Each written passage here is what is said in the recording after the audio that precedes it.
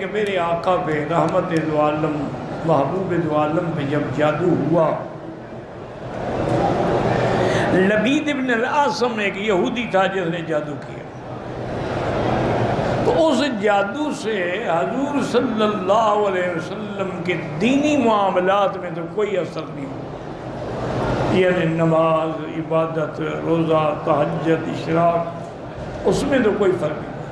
البتہ ذاتی معاملات میں فرق پڑ گیا کہ آپ کو خیال ہی نہیں آتا تھا کہ میں نے کھانا کھانا ہے نہیں کھانا، آپ کو خیال ہی نہیں آتا تھا کہ میں نے بیویوں کے پاس جانا ہے کہ نہیں جانا، اور کبھی ارادہ بھی فرماتے تو بیویوں پہ قادر نہیں ہو سکتے تھے ان کے حقوق ادا کرنے کے لیے۔ یہ اثر تھا جب تو ایک دن حضور صلی اللہ علیہ وسلم سو رہے تھے کہ دو انسان آئے، اصل میں وہ فرشتے تھے لیکن انسانوں کی شکل میں تھے۔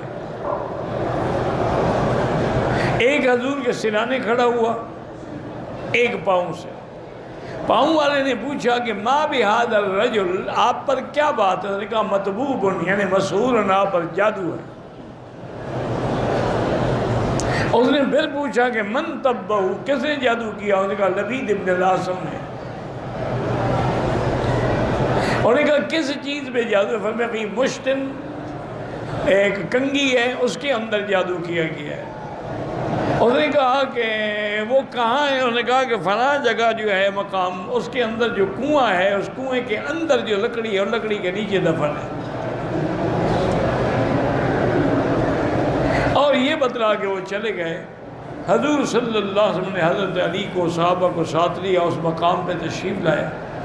آپ نے فرمایا کہ وہاں جو کھجوریں تھیں بالکل ٹنڈ منڈ تھیں، اور معلوم ایسے تھا رؤوس الشیاطین جیسے شیطانوں کے سر ہوں، اور وہ کنواں جو ہے ویران پڑا تھا، اس کا پانی ایسے تھا جیسے مخلوط بالحنہ، جیسے مہندی ملا ہوا پانی ہوتا ہے۔ حضور پاک نے حضرت علی کو حکم دیا، حضرت علی اترے، انہوں نے جا کے اس لکڑی کے نیچے ہاتھ مارا، ڈھونڈتے ڈھونڈتے آپ کو ایک کنگھی ملی۔ اس کنگھی میں میرے آقا کے بال تھے۔ وہ کنگھی جب لائی گئی نا تو اس کنگھی پہ اس ظالم نے کیا کیا تھا کہ وہ ایسے اس کو لپیٹتا تھا اور جادو کر کے وہاں سوئی لگا دیتا تھا، پھر لپیٹتا تھا، پھر جادو کر کے سوئی لگا دیتا تھا، اور اللہ نے یہ سورۃ الفلق اور سورۃ الناس بھی اتار دی۔ تو حضور یہ پڑھتے رہے اور اس کو کھولتے رہے، پڑھتے رہے، کھولتے رہے۔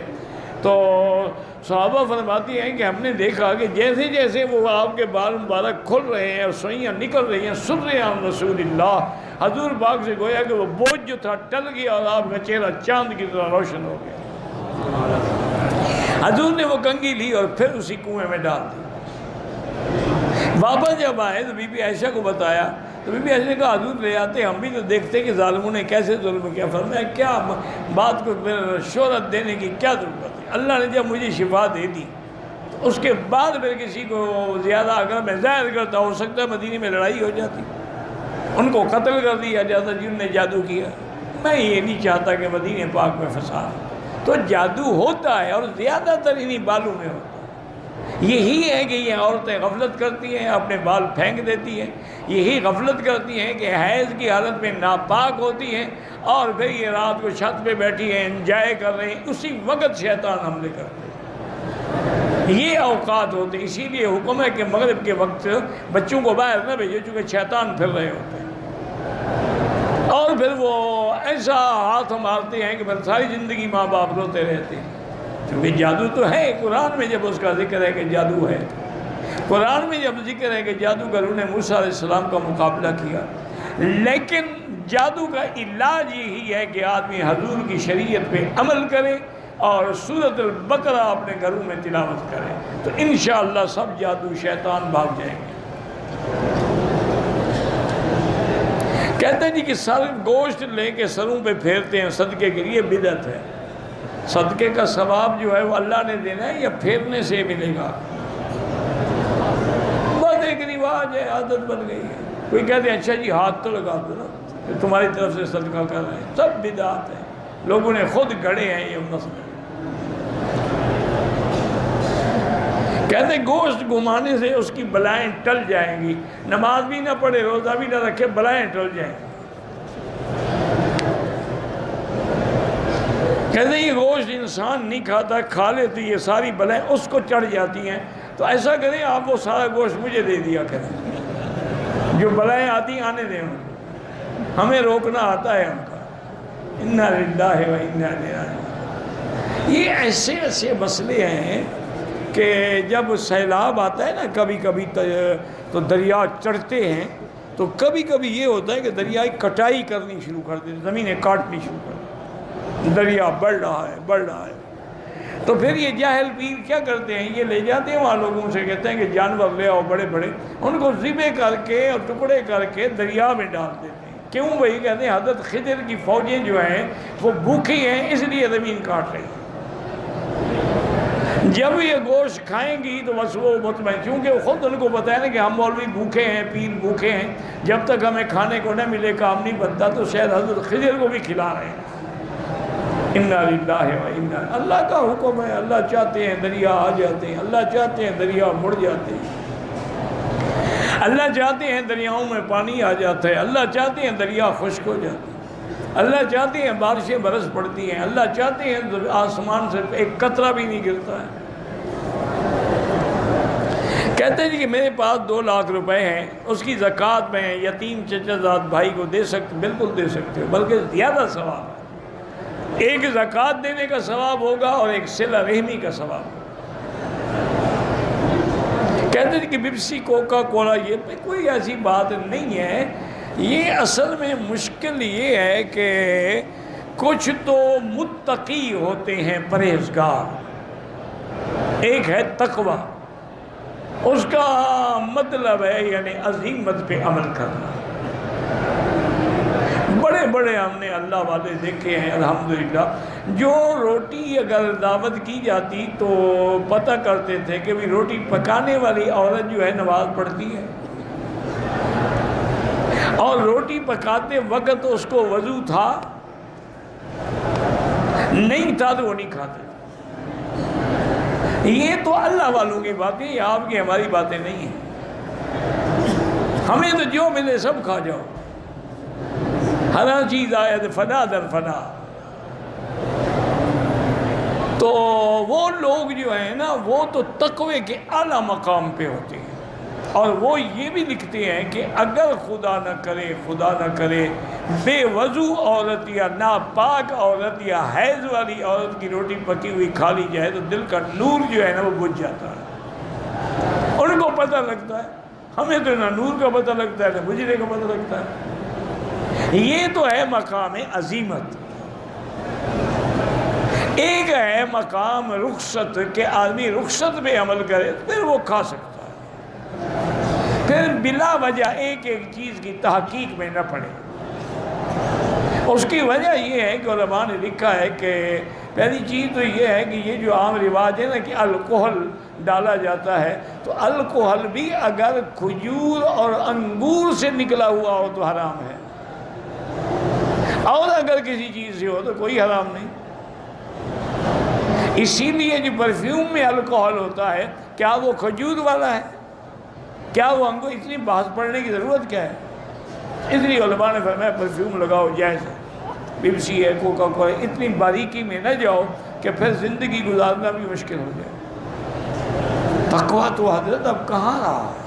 ایک دفعہ بغداد میں جس محلے میں امام صاحب رہتے تھے نا، امام ابو حنیفہ رحمۃ اللہ علیہ، بکری کسی کی چوری ہو گئی،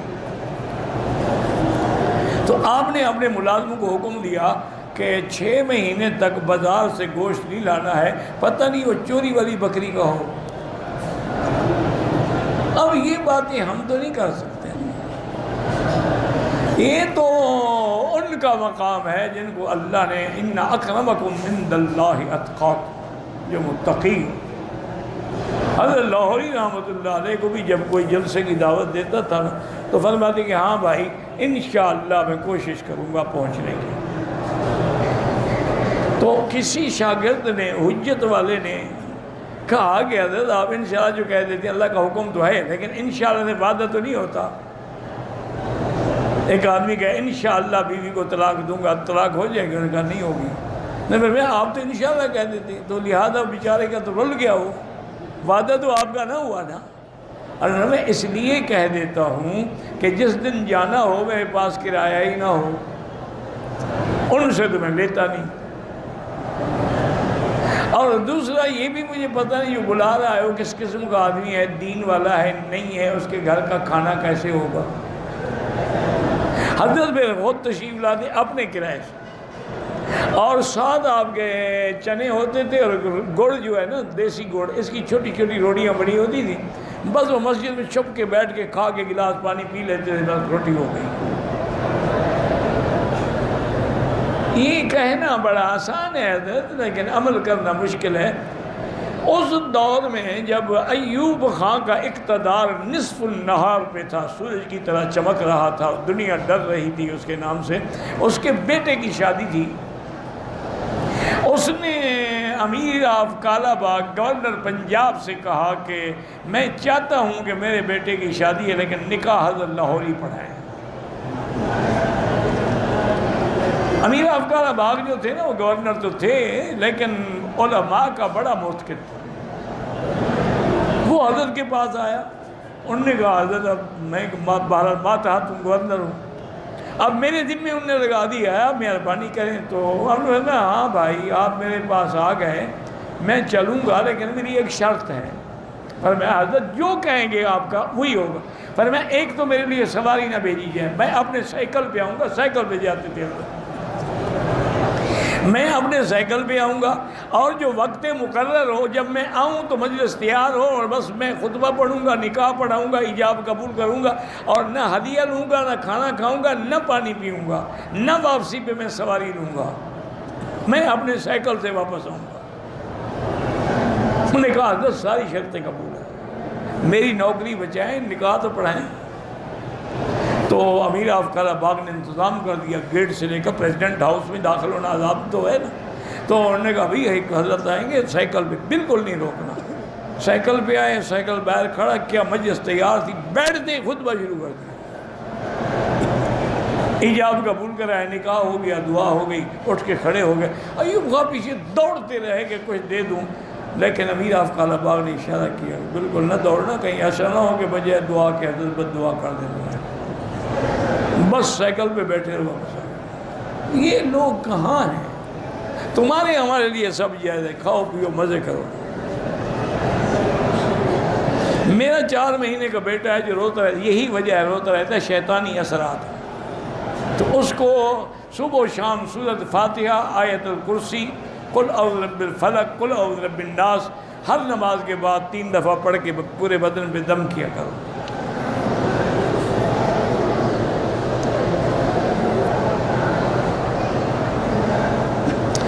اگر ایک عورت نے رمضان کے 3 یا 4 مہینے کا حمل کی وجہ سے روزے نہیں رکھے، دودھ پلانے کی وجہ سے دوسرے رمضان بھی روزے نہ رکھ سکے، تو بالکل اس کو قضا کرنے پڑیں گے۔ یہ بہانہ ہے، حمل کے بعد پھر جب فارغ ہوگی تو اب کیا تکلیف ہے روزے رکھنے میں؟ روزہ رکھنے میں کون سا دودھ کم ہو جائے گا بیٹے کا، اور انشاءاللہ اور بڑھ جائے گا۔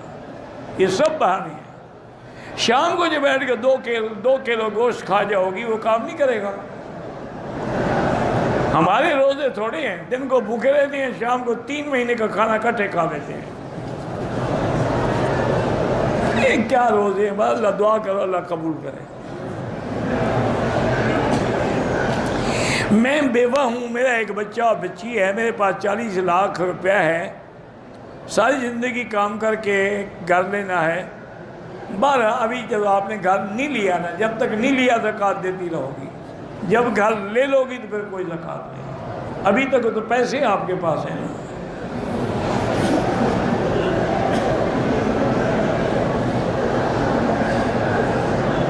کہتے ہیں کہ سورۃ صاد میں وہ تو ایک امتحان تھا نا، امتحان کے طور پہ اللہ تبارک و تعالی نے وہ سارا بھیجا تھا تاکہ آپ کو سمجھ ہو۔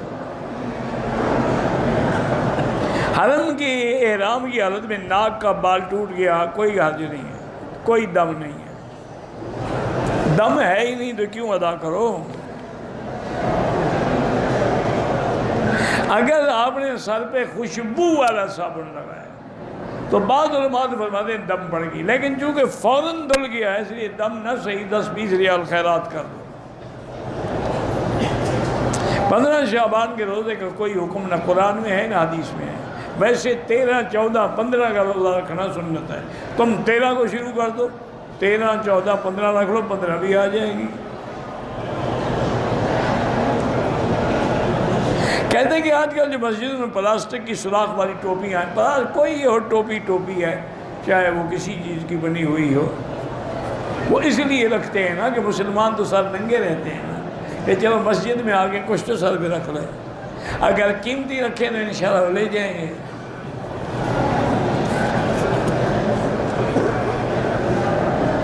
جو لوگ چوری حج کرتے ہیں, بھئی حج تو عرفات کا نام ہے, باقی اللہ جانے وہ جانے. میرے والد کو فالج ہوا, اللہ شفا عطا فرمائے. میرے بھائی ہمشیرہ اور بیمار, اللہ شفا عطا فرمائے.